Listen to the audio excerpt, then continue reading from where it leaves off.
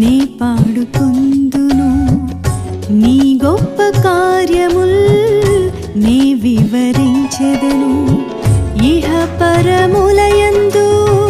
నీవే నా దేవుడవు ఆది అంతము లేని అమరుడైన నా ప్రభు ఇహ పరములయందు నీవే నా దేవుడవు ఆది అంతము